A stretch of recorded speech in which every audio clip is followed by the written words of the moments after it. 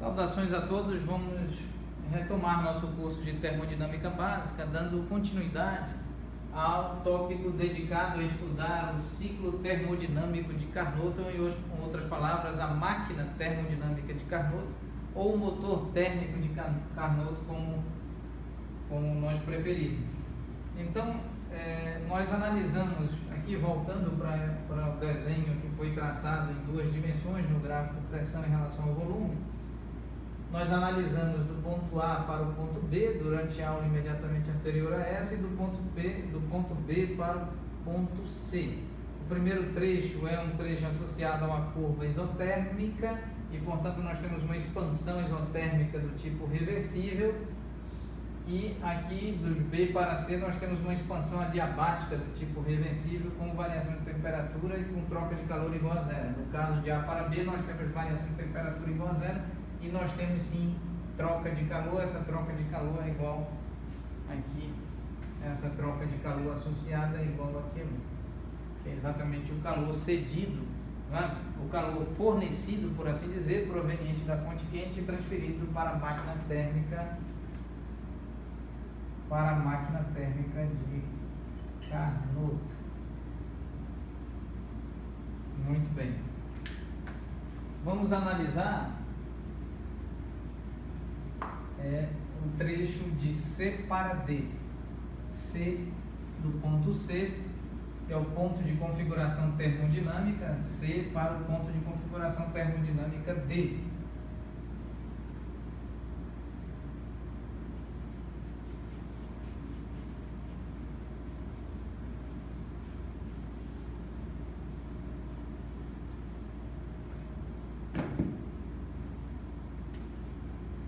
Então, de C para D, aqui, considerando a evolução termodinâmica no trecho de C para D, nós temos uma diminuição no volume ocupado pelo fluido termodinâmico. Então, nós temos uma compressão isotérmica do tipo reversível.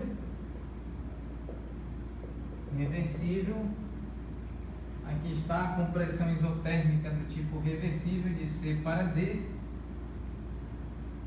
E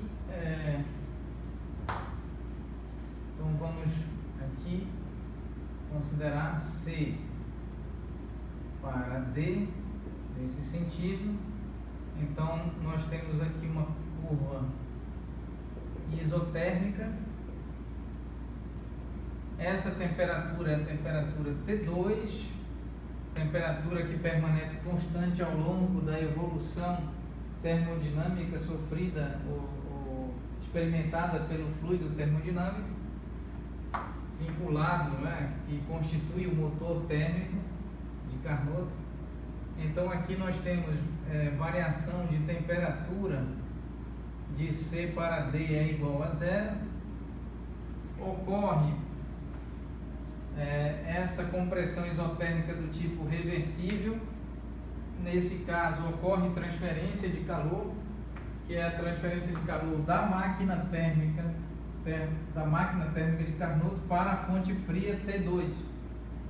Então ocorre sim uma transferência, vamos escrever aqui, máquina térmica de Carnot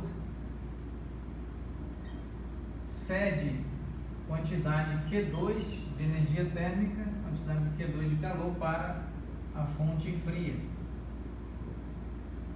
Então trata-se de uma energia térmica perdida, exatamente perdida no sentido de que não será utilizada ou descartada, perdida, inutilizada, degradada, ou outro qualquer nome que indique o fato de que essa energia térmica não foi utilizada, não será utilizada para a realização de trabalho. Então trata-se de uma perda de rendimento da máquina térmica de Carnot. Então aqui Q2 gera uma perda de rendimento associada à máquina térmica de Carnot. Muito bem, então aqui nós temos o fato também de que o volume C é maior do que o volume D.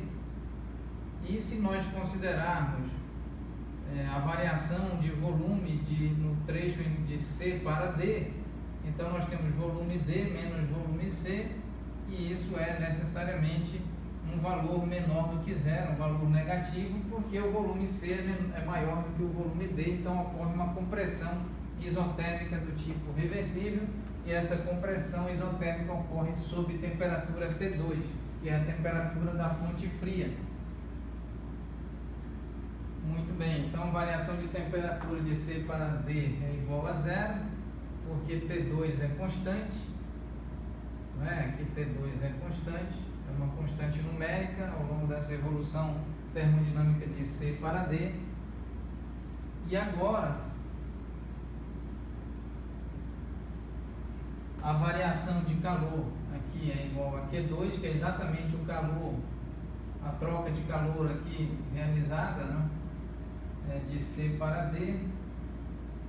Então é igual a Q2, que é exatamente o calor perdido pela máquina térmica de Carnot e transferido para a fonte fria. Vamos analisar agora, por fim, o trecho entre D e A.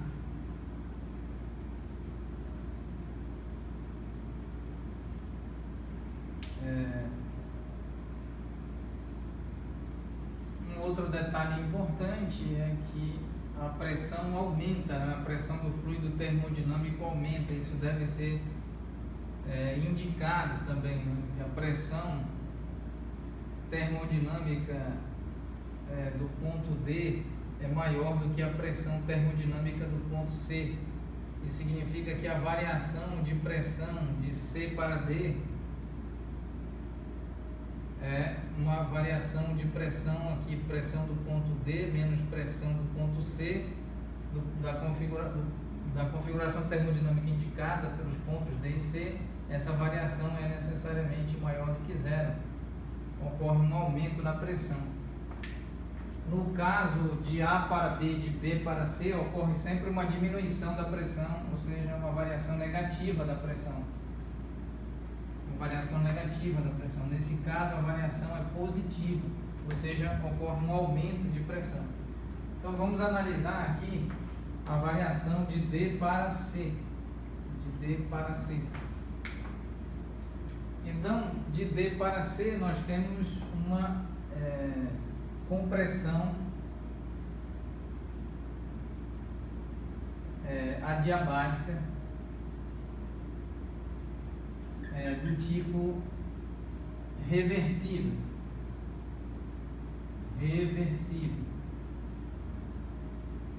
Essa compressão adiabática do tipo reversível ocorre aqui de D para A, porque trata-se de uma compressão pelo fato de que aqui vamos analisar, nós temos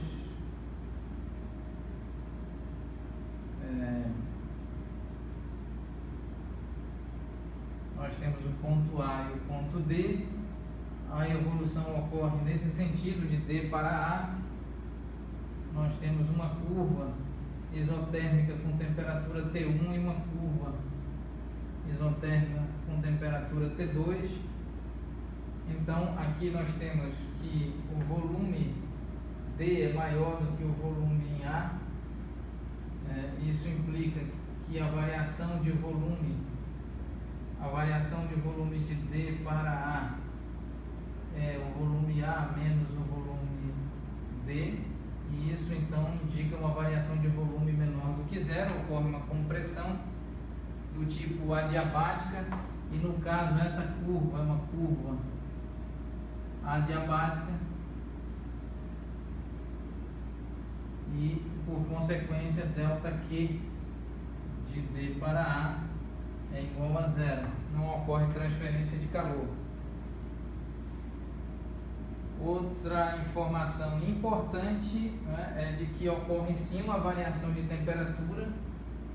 Então a variação de temperatura de D para A é igual à temperatura final, que é a temperatura de A menos a temperatura de D, ou seja, nós temos T1 menos T2.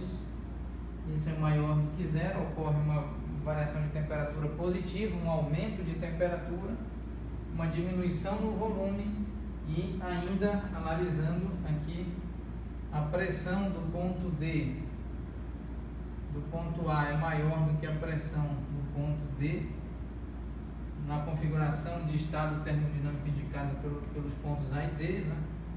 Então nós temos variação de pressão de D para A, como é a pressão no ponto A menos a pressão no ponto D. Isso ocorre então, nesse caso aqui podemos observar uma variação de pressão positiva.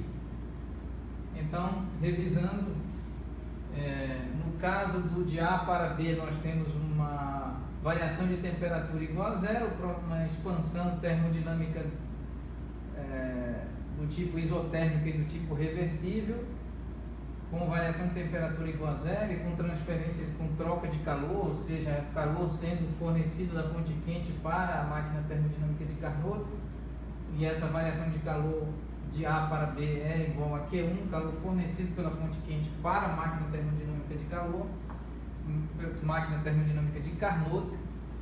Em seguida, de B para C, nós temos também aqui uma expansão, no caso uma expansão do tipo adiabática e do tipo reversível, com variação de temperatura, diminuindo a temperatura de T1 para T2, ocorrendo um resfriamento, uma diminuição na temperatura do sistema termodinâmico, com troca de calor igual a zero e aqui com diminuição do valor da pressão, não é? Diminuição da pressão a que é submetida ao fluido termodinâmico. Do mesmo modo que de A para B também há uma diminuição da pressão, a variação de pressão é menor do que zero, portanto ocorre uma diminuição da pressão. Aqui também ocorre uma expansão e uma diminuição de pressão.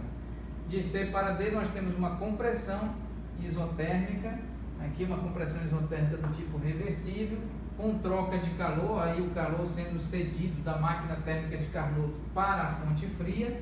Esse calor poderia ser, em tese, hipoteticamente utilizado para realização de trabalho, mas uma máquina térmica em geral, com base nos enunciados de Clausius e no enunciado de Kelvin, no enunciado de Kelvin e de Clausius, respectivamente, é necessário então que uma máquina térmica real não apresente rendimento igual a 100%, o rendimento é sempre menor do que 100%, e esse rendimento menor do que 100% está associado ao fato de que uma parte da energia transferida da fonte quente da energia térmica transferida da fonte quente para a máquina térmica, no caso a máquina térmica de Carnot, é perdida e transferida para a fonte fria, com temperatura T2. E então ocorre uma compressão isotérmica do tipo reversível sob ou a temperatura T2, com variação de temperatura evidentemente igual a zero, com diminuição do volume, portanto uma variação de volume menor do que zero, ainda com um aumento na pressão, uma variação na pressão, aumentando a pressão a que é submetido o fluido termodinâmico. De D para A nós temos uma curva do tipo adiabática, e portanto com ΔQ aqui com variação de calor igual a zero, não há troca de calor, como o próprio nome sugere, um aumento no volume, uma diminuição do volume, e portanto ocorre uma variação de volume negativa, um aumento na pressão gerando uma variação de pressão positiva e uma variação de temperatura positiva, ou seja, um aquecimento da temperatura T2 para a temperatura T1. Então, vamos encerrar a aula neste ponto e retomaremos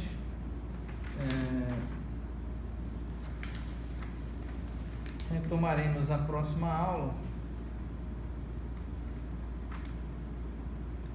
fazendo ainda continuando, né, observações importantes sobre